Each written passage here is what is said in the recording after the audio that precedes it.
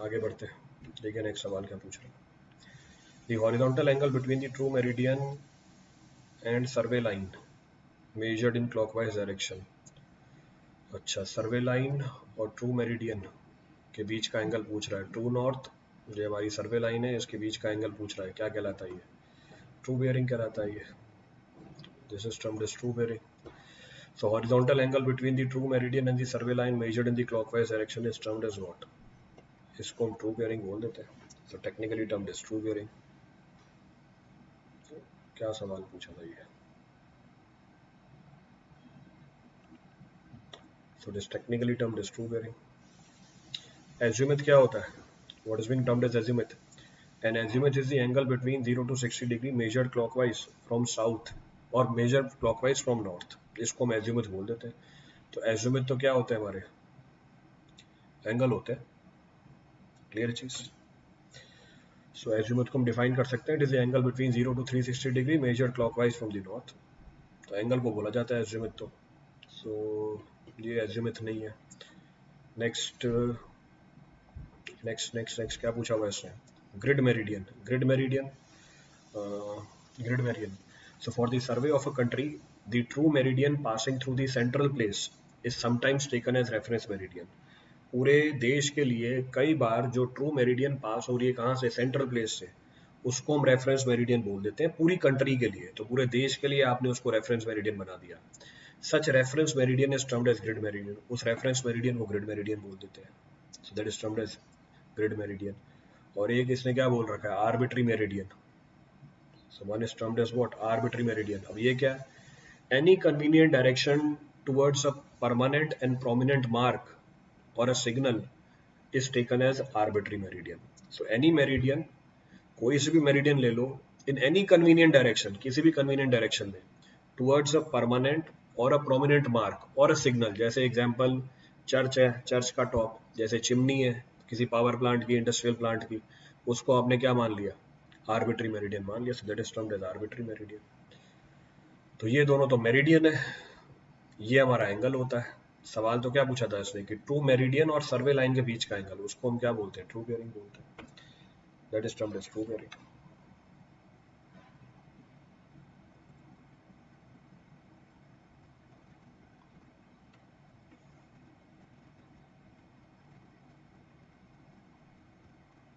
Like a temple pole.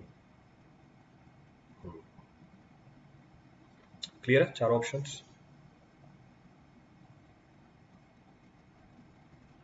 Repeat करना है इस पर कुछ भी?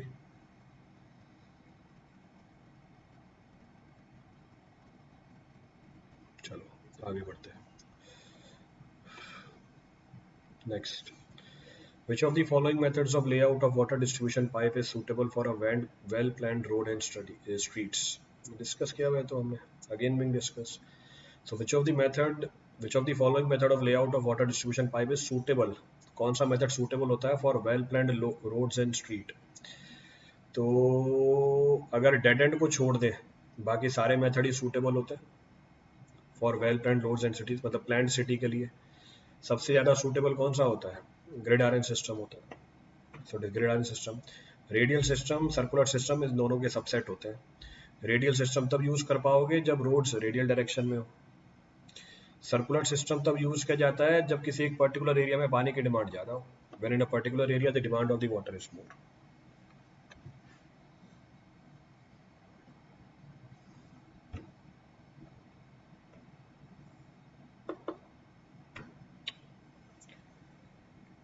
क्लियर है? रिपीट करना है इसमें तो कुछ भी?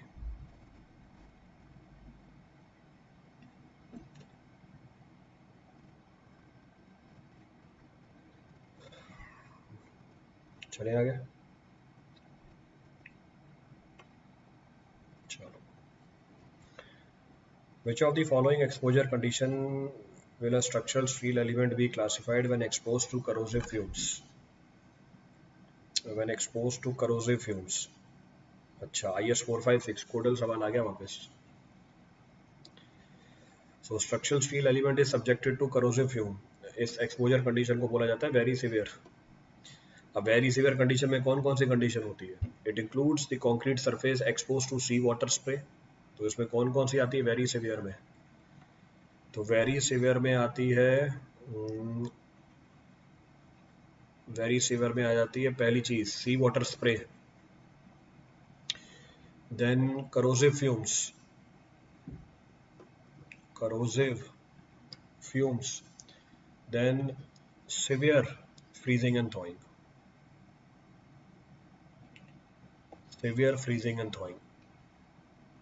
ये सारी exposure condition falls in the category of very severe.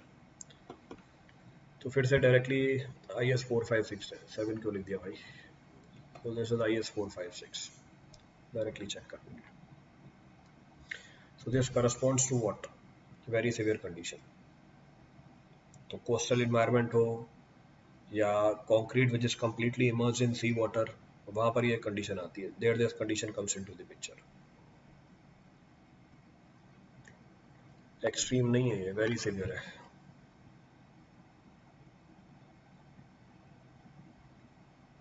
Extreme में कंडीशन और ज्यादा हार्श है। In extreme exposure conditions, the conditions are even more harsher.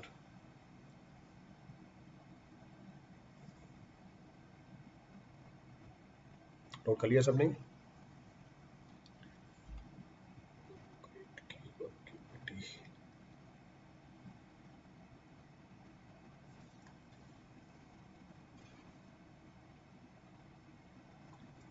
चलिए आगे।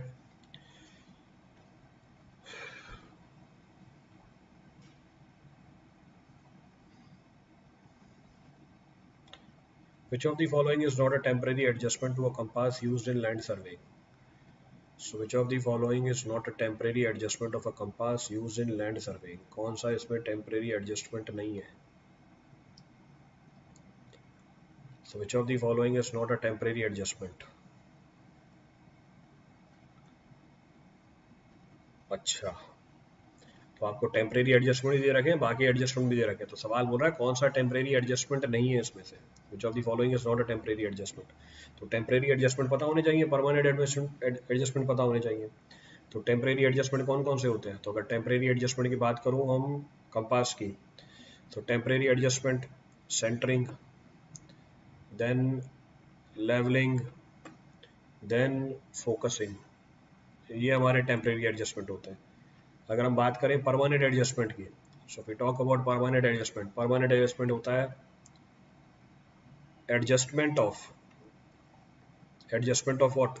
Adjustment of level, adjustment of needle, adjustment of sight vents, adjustment of pivot points, adjustment of pivot points. So adjustment of pivot points यही है। So these are permanent adjustment. तो ये सारे temporary adjustment है और ये क्या है? हमारे परमानेंट एडजस्टमेंट है। उठा लो। Focusing the prism, focusing temporary adjustment सही है।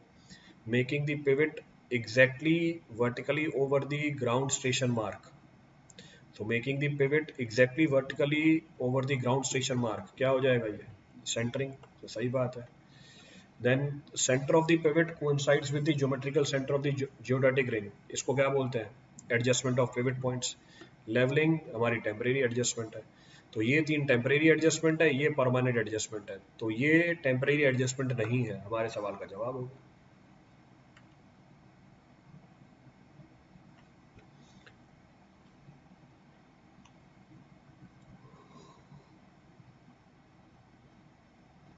तो आंसर इज 3।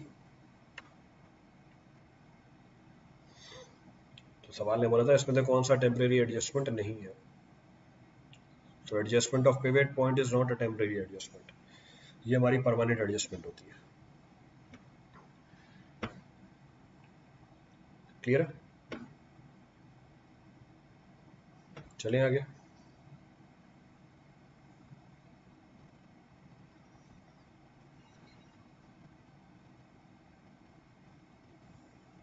चलो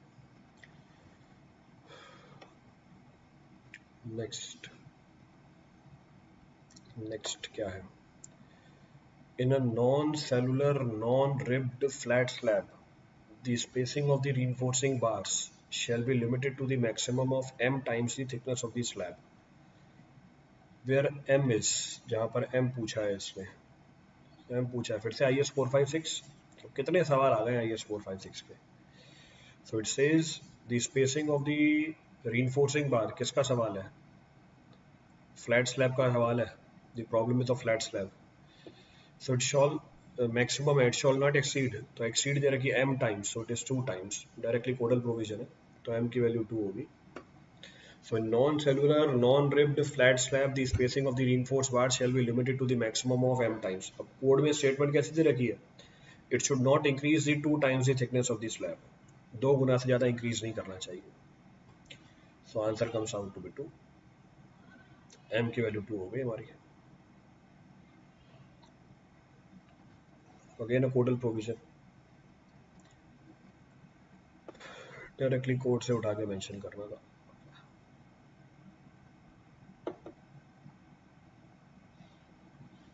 चलिए आगे, चलो आगे बढ़ते हैं. In a surveying drawing is prepared at a scale of 1 centimeter is equal to 4 meter, then what will be the fractional scale. ये तो आज ही करा है क्लास में, आज सर्वेइंग की क्लास करी है हमने सुबह, उसमें आई थी. इसको बोलते हैं रिप्रेजेंटेटिव फ्रैक्शन.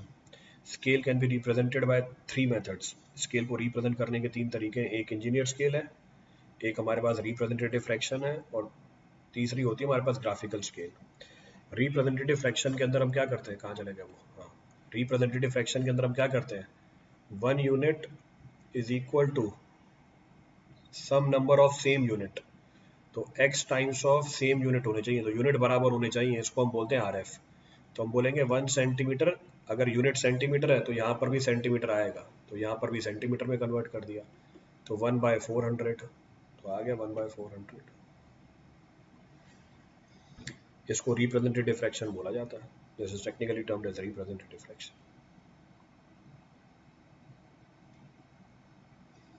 कौन सा पॉइंट रीड करना उसमें से,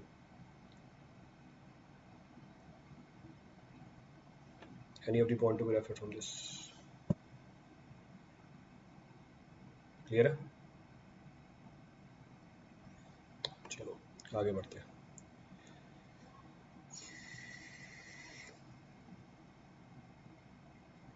देखो क्या पूछ रहा है.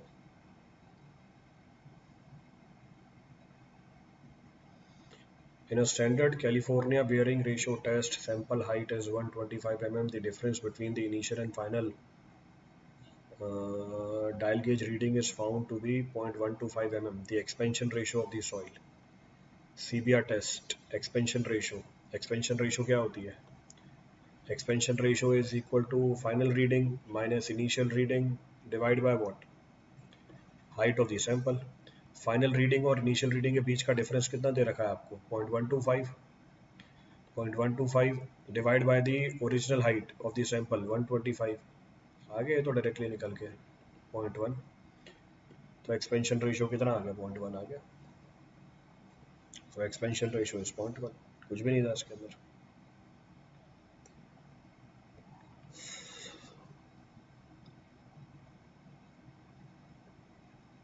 सिंपल सिंपल से सवाल है.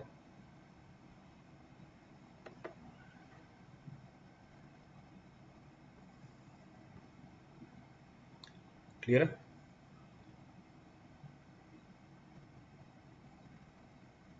चलें आगे.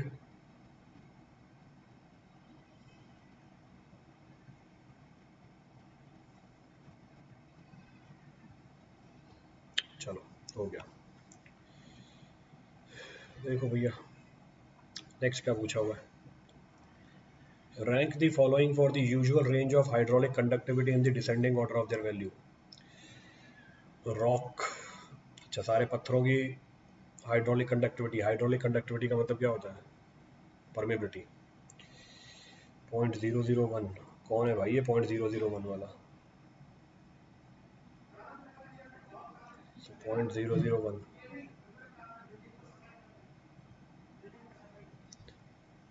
किस चीज का बता रहे हो. 0.001 0.01 कैसे होगा, क्यों गलत कैलकुलेट कर लिया मैंने. 0.125 डिवाइड बाय 125,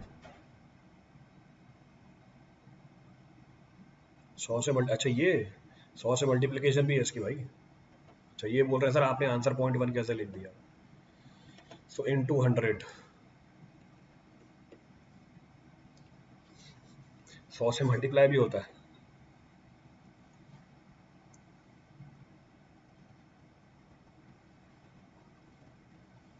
इसलिए 0.1 है।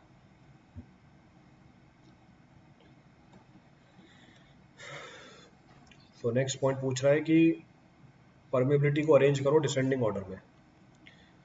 परमेबिलिटी को अरेंज करो डिसेंडिंग ऑर्डर में। परमेबिलिटी को अरेंज करें डिसेंडिंग ऑर्डर में। डिसेंडिंग ऑर्डर का मतलब क्या हुआ? डिसेंडिंग ऑर्डर का मतलब हुआ पहले सबसे बड़ी वैल्यू फिर सबसे छोटी वैल्यू। तो बड़ी से छोटी वैल्यू पे आना है। बड़ी से छोटी वैल्यू पे आ सकते हैं, बड़ी से छोटी वैल्यू पे। तो सबकी वैल्यूज ही बतानी पड़ जाएंगी मुझे। I have to mention the values of all. थोड़ा बहुत भी आइडिया हुआ उससे भी चल जाएगा। सो आंसर ही बता दिया, ADCB। बताना जरा परमिबिलिटी सबकी। वो बोला आंसर चिपका दिया। जरा बताना वैल्यू परमिबिलिटी की सबकी। जब ADCB कर रहे हो तो परमिबिलिटी की वैल्यू भी बता दो। हाँ जरा देना, what is the value of permeability of the basalt? Basalt की परमिबिलिटी कितनी है?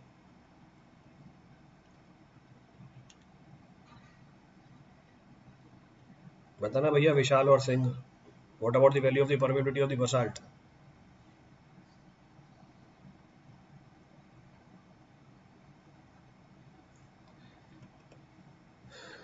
तो सीखना किसी को कुछ नहीं है, बस आके बस आंसर चिपका देना। आंसर आ जाना चाहिए हमारा।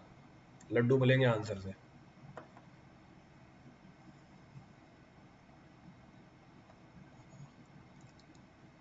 अरे वैल्यू पूछ रहा हूँ मैं तो, ज्यादा कम की बात ही नहीं कर रहा, मैं तो वैल्यू पूछ रहा हूँ।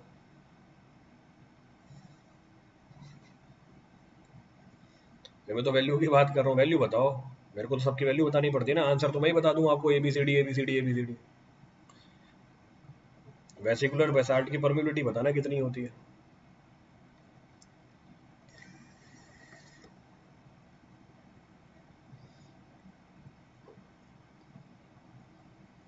सो 0.5 into 10⁻²। So up to 10⁻5 metre per second. This is the value of the vesicular basalt permeability. Metre per second में वैल्यूज चेंज कर सकते हो आप अपनी यूनिट के अंदर। You can change the values as per the convenience of your unit. Sandstone 10⁻⁻5।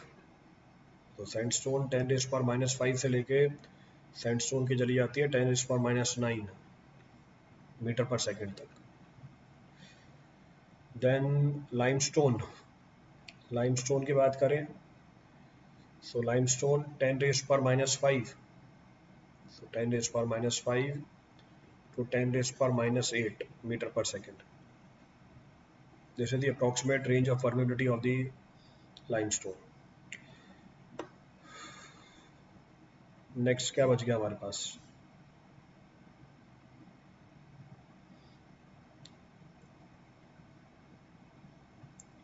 Fractured metamorphic rock बच गई। तो फ्रैक्चर्ड मेटामॉर्फिक रॉक 10⁻⁻4 से लेके, तो from 10⁻⁻4 to 10⁻⁸ metre per second. This is the value of the permeability. तो ये range है permeability की। अरेंज कर दो बॉर्डर के अंदर। बाकी दूसरा ऑप्शन तो है ही, रट लो आंसर जैसे बाकियों ने रटा हुआ आंसर।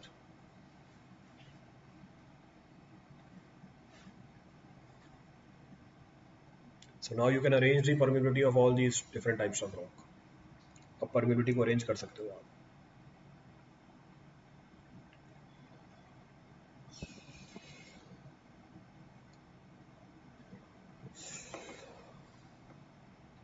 क्लियर है?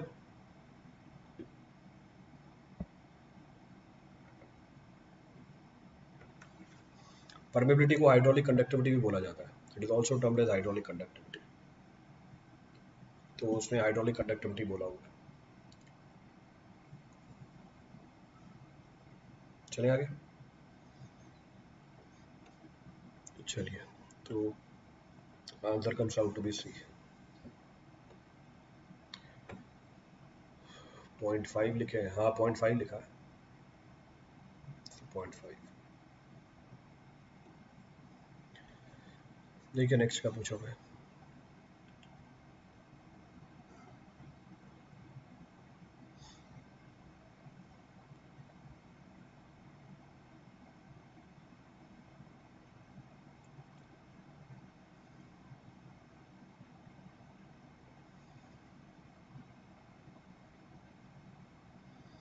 क्या पूछा हुआ है इसके अंदर? Propped cantilever beam of span L when loaded with a uniformly distributed load intensity P, P नहीं होगी W होगी क्योंकि आंसर में W दिया हुआ है। Will have the bending moment M at the fixed end. Bending moment M निकल के आएगा fixed end पे।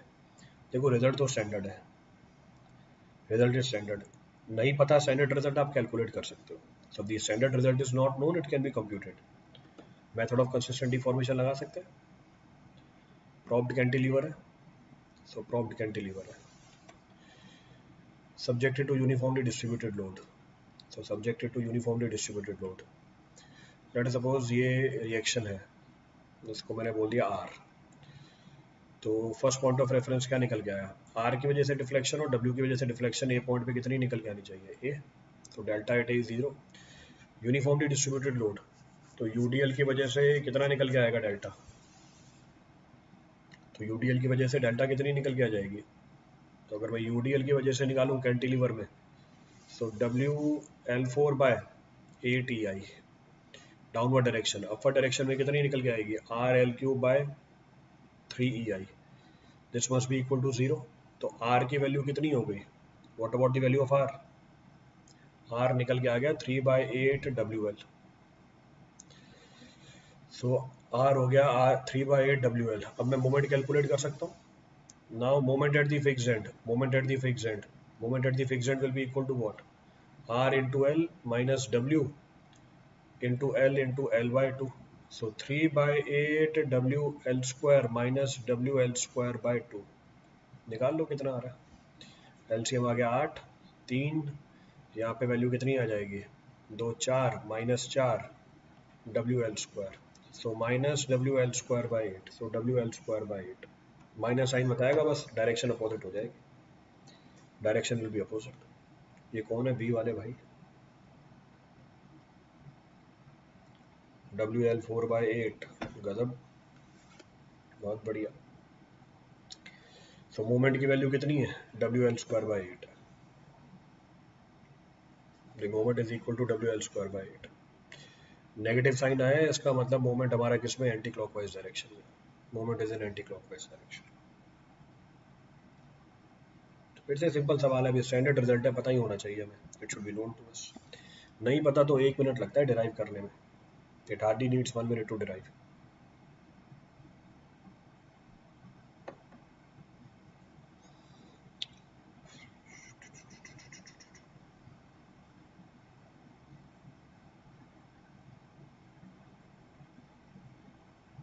नोटेड? नोट कर लिया सबने?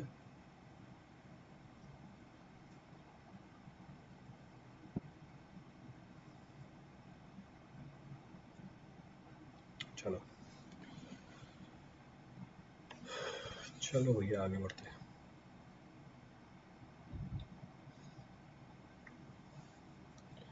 Which of the following is not a method of balancing consecutive coordinates of a theodolite traverse? theodolite traverse है। which of the following is not a method of balancing consecutive coordinates?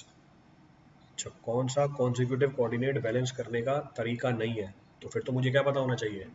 मुझे balancing के सारे तरीके पता होने चाहिए। तो कौन कौन से मेथड होते हैं बैलेंसिंग करने के? बैलेंसिंग करने के तरीके होते हैं बाउडिच रूल,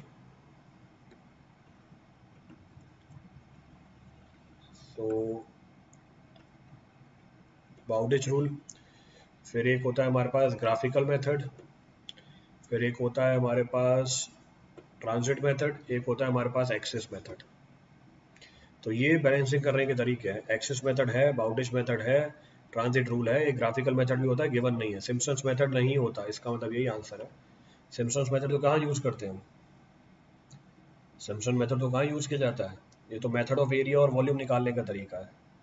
तो अगर आपको एरिया और वॉल्यूम कैलकुलेट करना है उसमें यूज होती है सिम्पसन्स मेथड हमारी, there Simpson's method is used.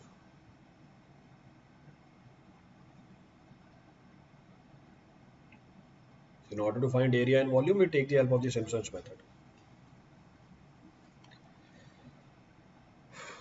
चलो आगे बढ़ते हैं।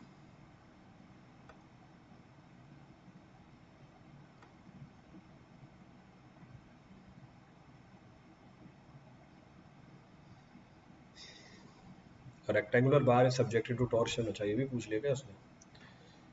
What will be the location of the maximum shear stress, क्या लोकेशन होगी हमारी मैक्सिमम शियर स्ट्रेस की। तो इसका तो वेरिएशन बना के दिखा रखा मैंने आपको, I have shown the variation of this. तो नॉन यूनिफॉर्म बार है सब्जेक्टेड टू टॉर्शन, ये हमारी रेक्टेंगुलर बार है। If this is the bar which is subjected to torsion,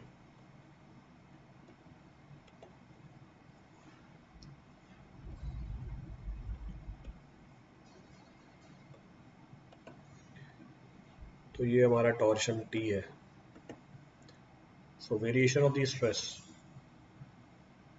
we talk about variation of the stress. This is how the variation of the stress comes into the picture. तो अगर हम stress की variation देखें, ये हमारी stress की variation है।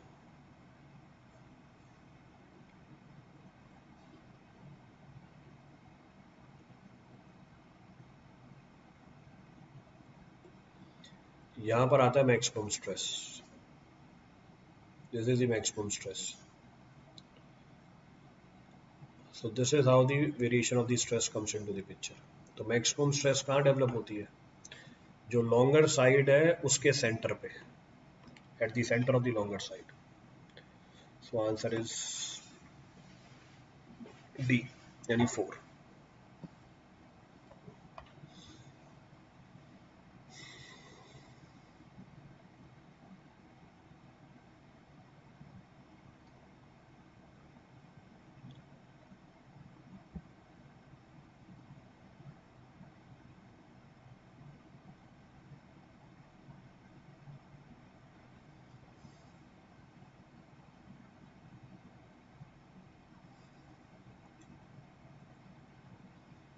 Clear है।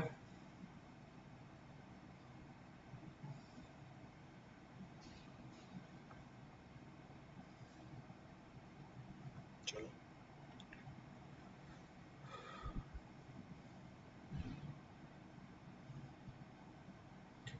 which of the following method is suitable for plane table surveying a township where clearings are rare and distance views are seldom। अच्छा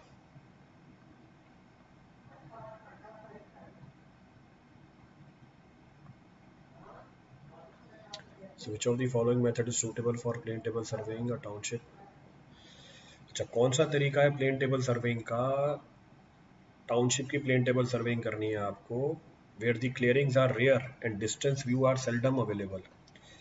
अच्छा क्लियरिंग आर रेयर मतलब साफ साफ व्यू नहीं दिख रही है आपको, and distance view are seldom available. Resection method, resection method तो तब यूज करते हैं जब आपको इंपॉर्टेंट डिटेल मार्क करनी हो, when the important detail can be plotted easily, उसमें रिसेक्शन यूज होती है। नहीं, रेडिएशन मेथड, रेडिएशन मेथड तो कब यूज की जाती है, रेडिएशन मेथड तब यूज की जाती है when the area to be served is small and all the required station can be clearly visible. इसका मतलब जो कंडीशन दी हुई है उसका जस्ट उल्टा, तो जस्ट उल्टा।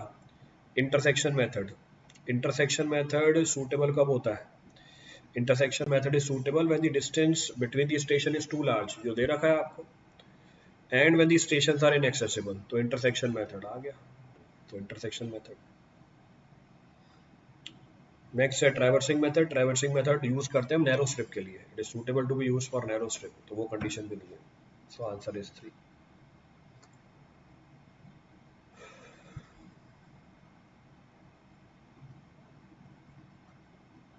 तो चारों मेथड बता दिए, all 4 methods I have explained.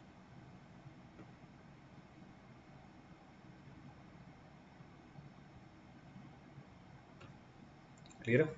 Road alignment में, हाँ रोड अलाइनमेंट हो गया, कैनाल हो गया, रेलवे हो गई लाइन, तो वहां पर इसको यूज कर लेते हैं, there it is being used.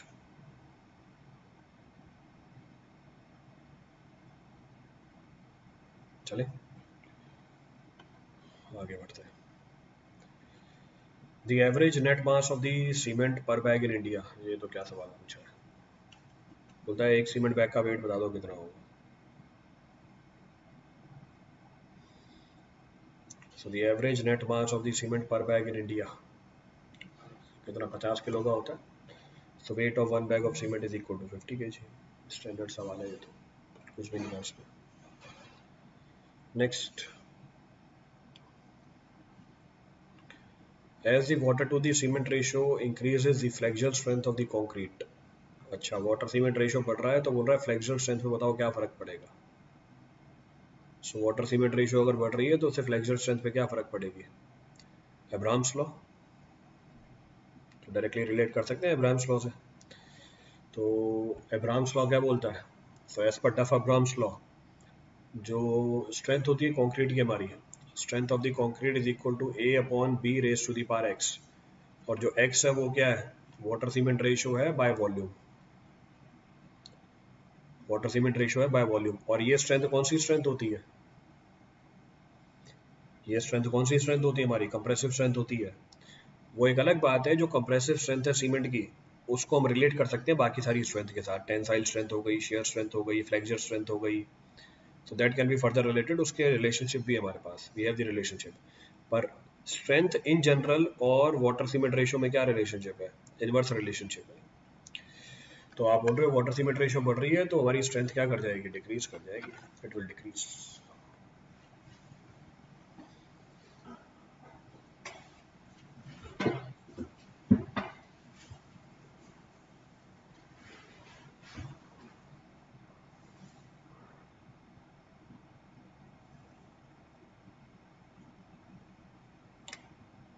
Clear है प्रॉब्लम।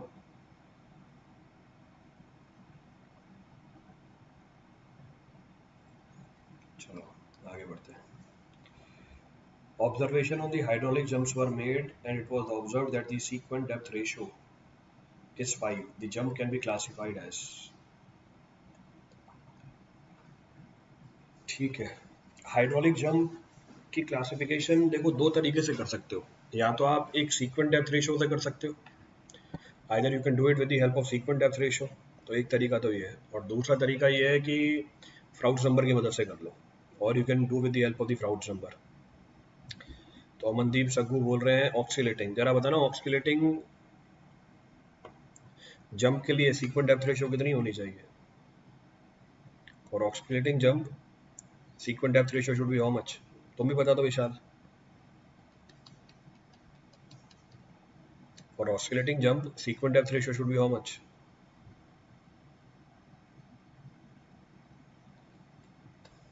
मैं तो sequent depth ratio पूछ रहा हूँ।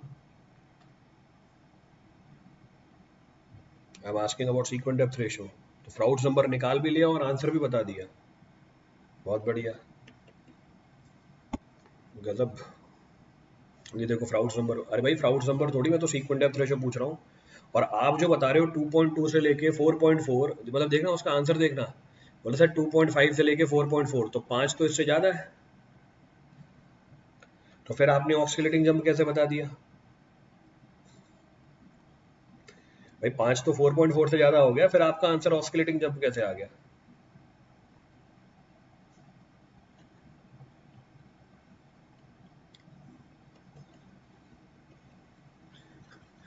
आंसर निकाल के बैठे हुए, सवाल खत्म नहीं हुआ आंसर चिपका दो भाई, यही चीज अगर पेपर में कर दो ना फर्स्ट रैंक लेके आ जाओगे। तो हमारी जो हाइड्रोलिक जंप होती है, या तो उसको रिलेट कर सकते हो सीक्वेंट डेप्थ रेशियो के साथ, या उसको रिलेट कर सकते हो फ्राउड्स नंबर के साथ। कौन सा, अपस्ट्रीम फ्राउड्स नंबर, कैसे रिलेटेड है, सो अपस्ट्रीम फ्राउड्स नंबर, या आप बोल सकते हो डेप्थ रेशियो, यानी y2/y1। फिर एक जानकारी दे देता हूँ मैं आपको एनर्जी डेसिपेटेड की, कई बार ये भी पूछ लेता है,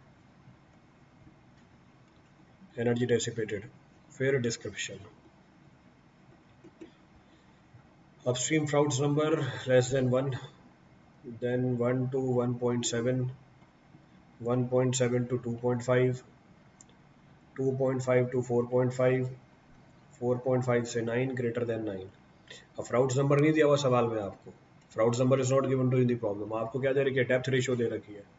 सो डेप्थ रेशियो 1, 1 से लेके 2, 2 से लेके 3.1, 3.1 से लेके 5.9, 5.9 से लेके 12 ग्रेटर देन 12. तो मिल गई आपको ये रेशियो. किस रेंज में आ रही है? ये रही 5. 5 आ रही है हमारी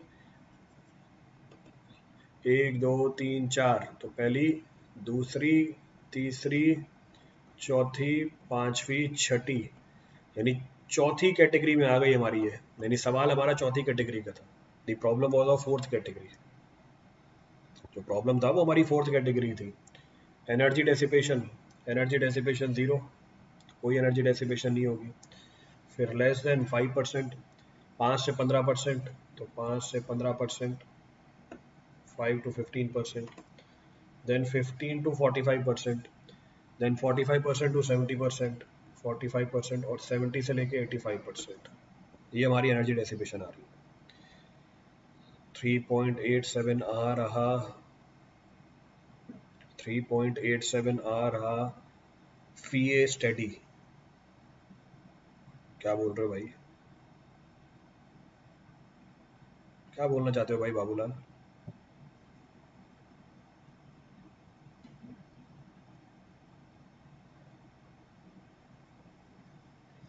क्या चीज बोलना चाहते हो? So impossible jump, undular jump, then this is weak jump, then oscillating jump, steady jump और लास्ट में होती है हमारी स्ट्रॉन्ग जंप. फ्राउड्स नंबर 3.87 आ तो गया इसी कैटेगरी में. सेम चीज है. फ्राउड्स नंबर से निकाल लो या सीक्वेंट डेप्थ रेशियो से निकाल लो, किसी से भी कैलकुलेट कर सकते हो. आपको दे रखा है y2 by y1, y2 by y1 is 5 which is equal to half bracket में 1 प्लस FR1 का होल स्क्वायर इंटू 8 माइनस 1. यहाँ से निकाल लो फ्राउड्स नंबर कितनी आ रही है. तो फ्राउड्स नंबर आप बता रहे हो 3.87 आ रहा है, तो आ तो रहा है इस रेंज में 3.87, और हमारी सीक्वेंट डेप्थ रेशियो भी इस रेंज में आ रही है. तो जंप कैसी हो गई? ऑस्किलेटिंग जंप हो गई ना. तो आंसर इज 3.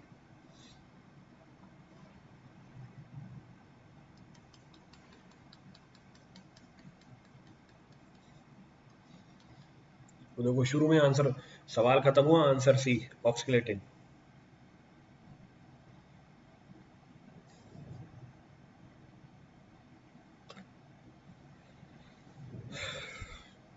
नोट कर लिया सबने?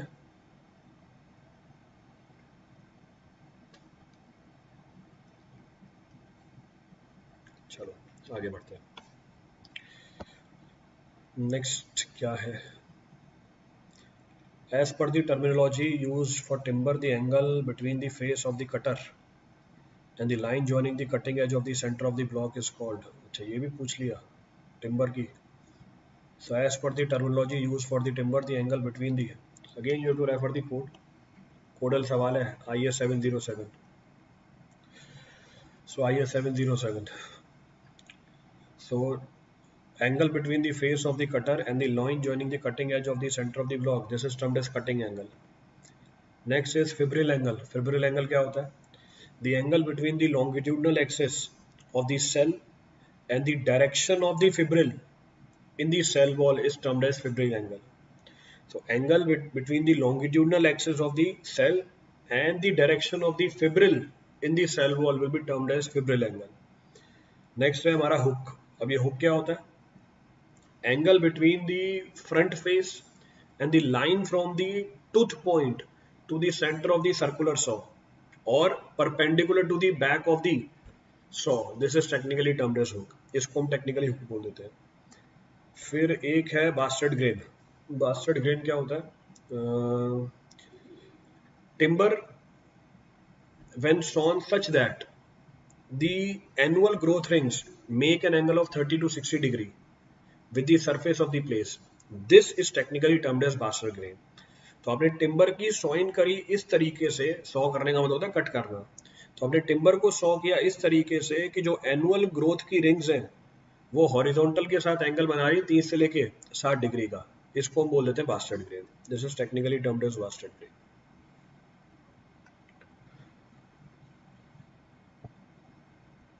तो ये चारों टर्म्स को डिफाइन करके दे दिया. All four terms are being defined. तो सवाल में पूछा था कटिंग एंगल क्या होता है, मतलब डेफिनेशन दे रखी थी, कटिंग एंगल पूछ रहा था आपसे.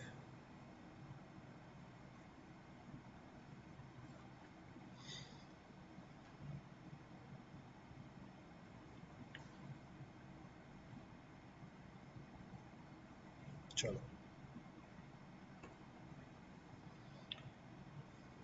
Next.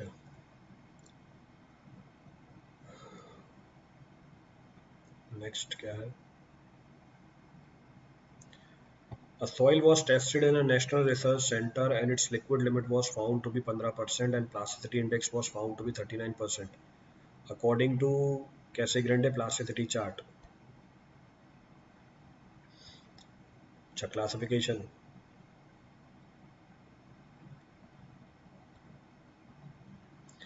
So a soil was tested in the national. अच्छा, soil की classification. soil की classification क्या है? soil की classification तो LIH low compressibility, high compressibility, intermediate compressibility. तो कंप्रेसिबिलिटी डिपेंड कर जाती है लिक्विड लिमिट के ऊपर. लिक्विड लिमिट कितनी है हमारी? 15%. 15% विच इज लेस देन 35%. तो कैसा रहेगा?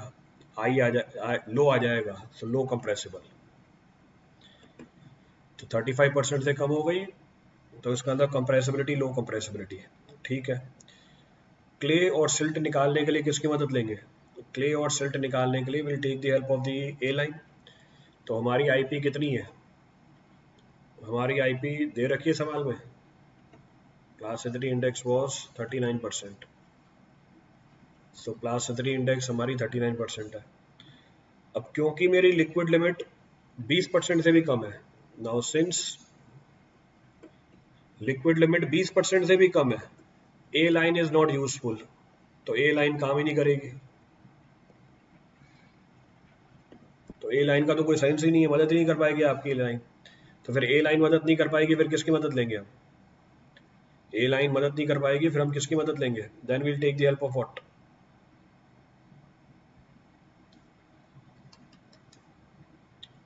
ए लाइन तो तभी काम करती है जब लिक्विड लिमिट हमारी 20 से ज्यादा हो.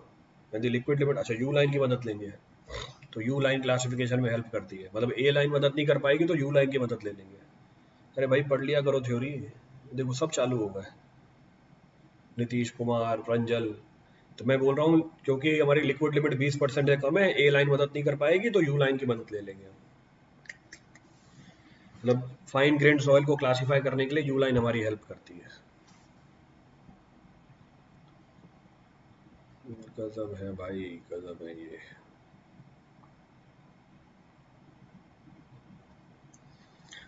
सो will take the help of the IP only. अब हम आईपी की मदद लेंगे. अब आईपी की मदद लेंगे जब ए लाइन हमारी हेल्प नहीं कर पाती, जब लिक्विड लिमिट हमारा 20% से कम होता है, we take the help of IP. तो आईपी अगर 4% से कम हो तो हम बोल देंगे सिल्ट. आईपी हमारा 7% से ज्यादा हो हम बोल देंगे क्ले. अगर आईपी 4 से लेके 7% के बीच में हो हम बोलेंगे सिल्ट और क्ले दोनों. तो ये CLML सॉइल हो जाती है. This is our CLML soil. अब डायरेक्टली आईपी यूज करूंगा, कितनी है? 7% से ज्यादा है. 7% से ज्यादा है तो डायरेक्टली क्ले हो गई. क्ले पर कौन सी compressibility? Low compressibility. So answer is 3. और आंसर भी निकाल दिया था शुरू में. तो सवाल पढ़ने के बाद आंसर भी दे दिया था इन्होंने. मयूर, विशाल आंसर निकाल के दे दिया. नीतीश. तो 3 आंसर भी निकाल के दे दिया और जब कंसेप्ट पूछा तो गायब हो गए.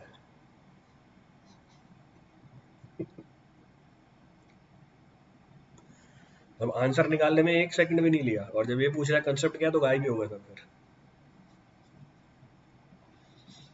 तो ए लाइन तभी मदद कर पाती है जब लिक्विड लिमिट हमारा 20% से ज्यादा हो। सवाल में लिक्विड लिमिट कितनी दे रखी है? 15% दे रखी है, हेल्प ही नहीं कर पाएगी हमारी लाइन। तो तुक्के नहीं लगाते, आंसर निकाल के बैठे हुए पहले से ही।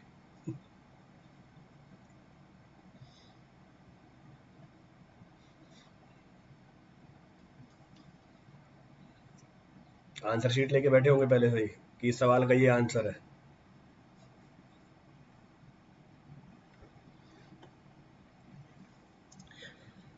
Next point of reference, if BOD in the beginning and in the end of the test are respectively 13 and 8 ppm, if the dilution factor is 100, then BOD will be, BOD कितनी होगी? So 5 day BOD, DO initial minus DO final into dilution factor। अब इनका भी दोष नहीं है भाई, बाकी सब जगहों पे तो आंसर ही बताया जाता है, और क्या बताया जाता है। So 13 minus 8 into 100, so this is equal to 500। 5 आ गया, 500 मिलीग्राम पर litre. So drop in DO into dilution factor, this is our BOD।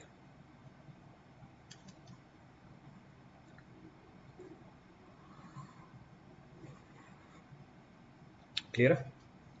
Last problem, खत्म आपका एक paper, one paper is finished, एक सवाल खत्म हो जाएगा।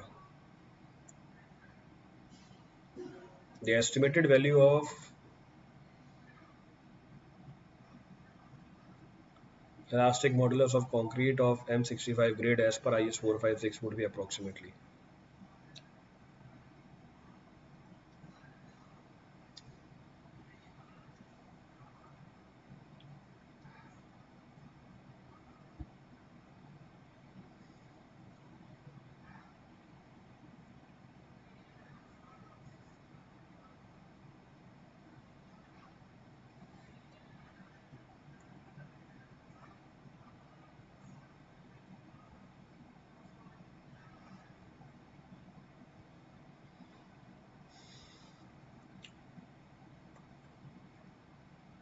So what is being asked now? 5000 square root of FCK, 65 निकाल के दो कितनी आ रही है? 40 GPa, तो 40 GPa, so answer comes out to be 40 GPa।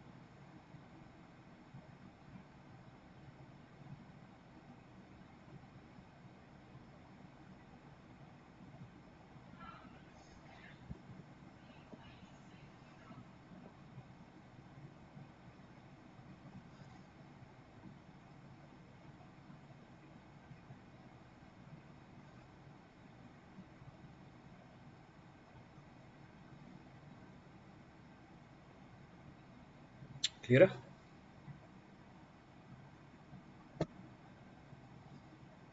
चलें आगे।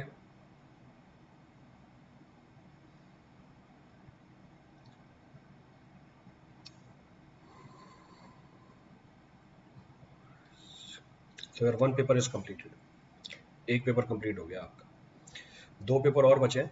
मेरे पास 3 पेपर ही हैं, अगर आपके पास चौथा पेपर भी अवेलेबल है तो बता देना।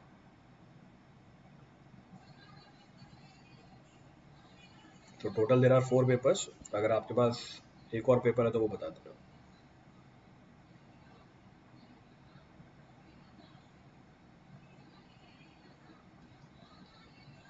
क्लियर है? चलिए, thank you everyone, thank you all.